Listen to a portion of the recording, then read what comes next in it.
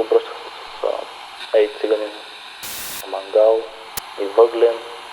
Хората те гледат с притеснение, връстниците те отбягват без причина, дори без да се познаваш с тях. И се чувстваш малко изолиран. Имам един така ярък спомен в едно квартално магазинче, извън ромския ни квартал в Сливен. Влизаме с приятели да си купим някакви сладки, някакви вафлички. И коридорчето, което беше с сладките, от едната страна имаше една жена стоеше, от друга страна друга жена, продавачки, които работят в магазина. И ни гледаха какво правим всъщност. Дали ще си приберем нещо в джоба или не.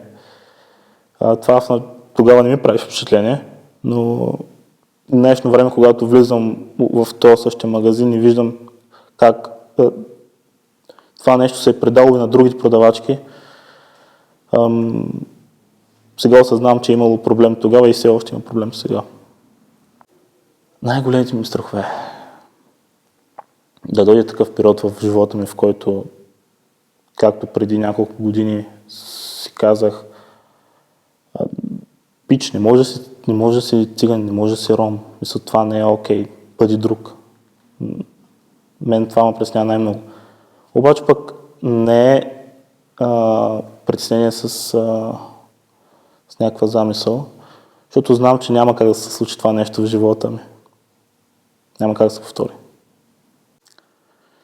Всичко по принцип беше окей в клас, но когато излизахме на площадката или по време на междучасие, усещах, че децата, понеже не бях само аз ромче в класа, усещах, че децата българчета избягваха малко. И нормално ние като деца, които се познавахме от квартала, се сформирахме наша си групичка и започнахме ние да страним малко от другата част от класа. Ами да, другата група, примерно момчетата, имаха възможност да ходят на различни извънкласни дейности, като баскетбол, футбол, родителите им бяха ги записвали. И ние всъщност всичко това, което можехме да правим, беше в училище извън него. От друга страна и малко дискриминационно се отнасяха към нас. Обръщаха се с циганин. Нали, тогава бяхме по-малки, но когато пораснахме и с мангал и въглен. По-скоро не мисля, че имаше някаква причина конкретна. Мисля, че това си бяха научени техни фрази, чути от родители, от близки, приятели по-големи. Но нямаше конкретна причина, с която да подтикне така.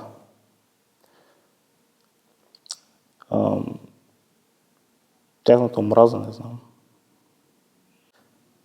Разбира се, че болеше като дете.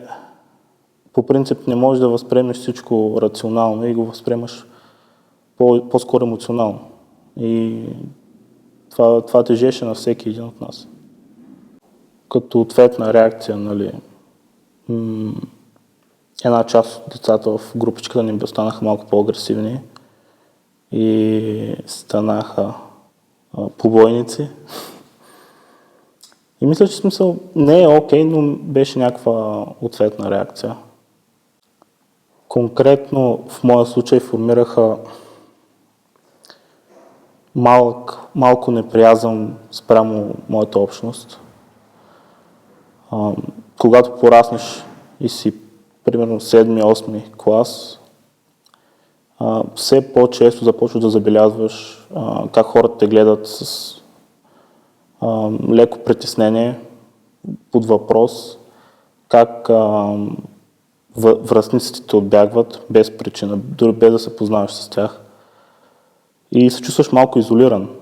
И в моя случай беше така, че бях се отрекал от ромското си оригин, ромския си произход. И в рамките на една година едва ли не се опитвах да бъда приет от другата общност, българската. то се губиш. Когато се отречеш от своята си общност и опиташ да бъдеш приет от другата, обаче тя не иска да те приеме, оставаш в едно междинно положение, където никой не те приема. И трябва да решиш, да осъзнаеш и да решиш какво точно искаш. В началото не го осъзнаваш, защото мислиш, че е нещо нормално. Ти имаш нуждата и вътрешното усещане, че ако споделяш повече време с българи, примерно, след време те ще почнат да те приемат. И се случва понякога, обаче винаги има онзи момент, когато нещо се случи, нещо малко и те ти кажат: абе, готин си, обаче си циганин. И не е окей. И може би точно това, че нито моята общност тогава ме приемаш, нито българската, и това ме подтикна към активизма. Познавам хора, които и до ден днешен, вече 19 годишни, все още се срамуват и имат притесненията да кажат: аз съм ром. И ако имат възможността, винаги се крият си произхода.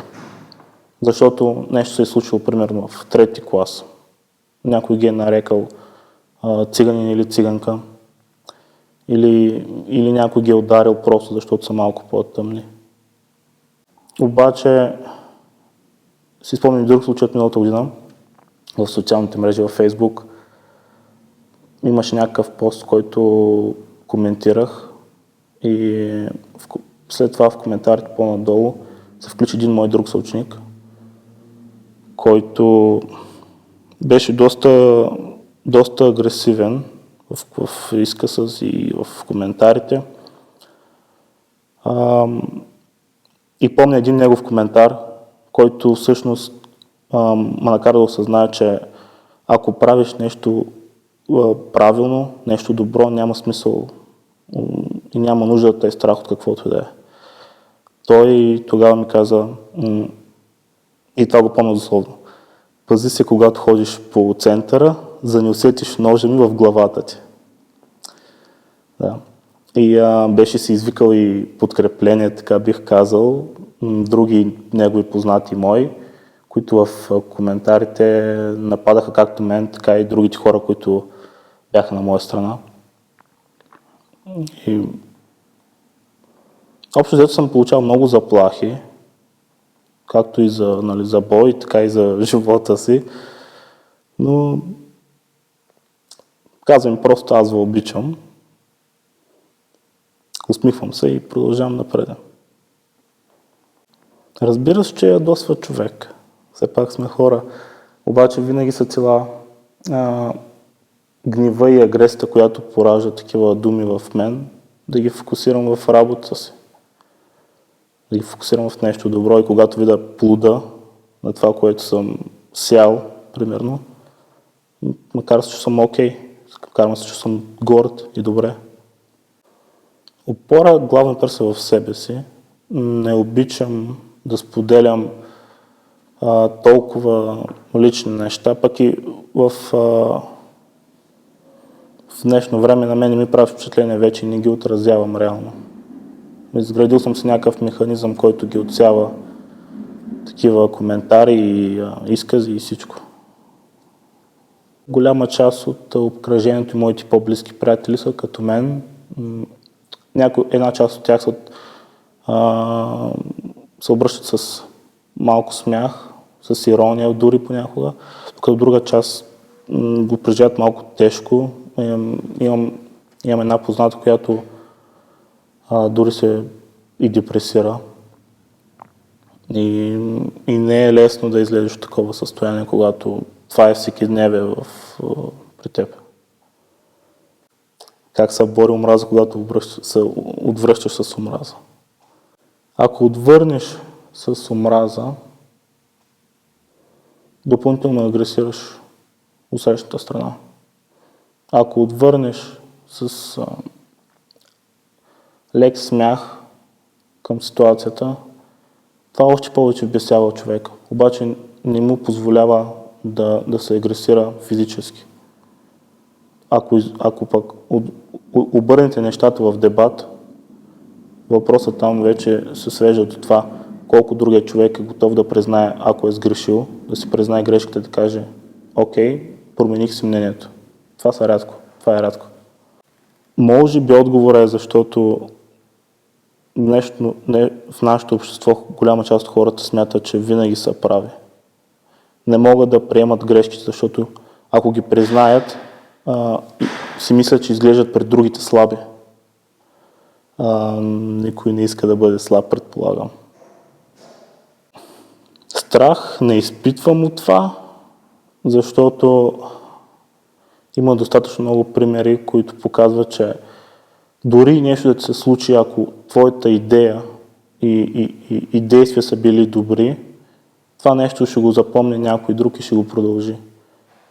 Аз дори да пострадам, знам, че има хора, които моята болка ще я превърнат в сила.